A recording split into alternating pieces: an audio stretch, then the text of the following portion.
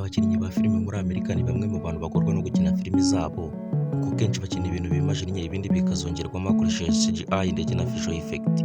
Nk'ubu niba wararebye filime nka Sinners yasohotse muri uyu mwaka dushoje wa 2025, wabonye Senna, Smoke na Stark baba basubiye ku modoka yabo bakaza kubona yinjiwemo n'inzoka.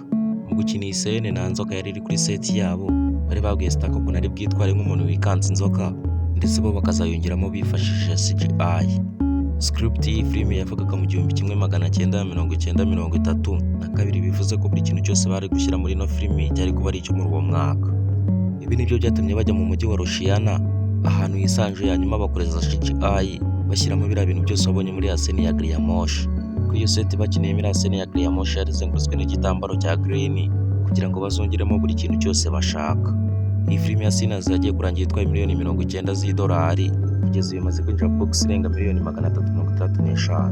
Muri filime zerekana ubuhanga budasanzwe harimo Wonder Woman yasohotse mu 2017. Muri display y'iyi filime igombaga kwerekana isi yo mu 1918, aho intambara y'isi yabaga imeze nabi.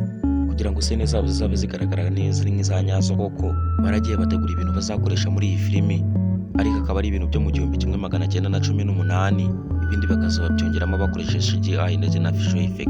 Nk'iriya filime wabonyeho Princess Diana bageze mu mujyi wa London, ntabwo bayikiniye London ahubwo bayikiniye muri studio. Mu gushutinga scene bayishutingiye muri studio, bakajya bagenda bongeramo ikintu cyose gishobora kugaragaza ko ari mu 1918.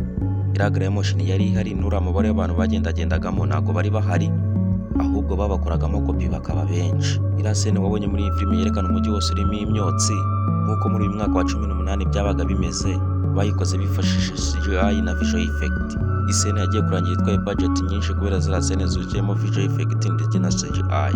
Ikimara kugera ku isoko yahise ikundwa ku rwego rudasanzwe, yahise yinjira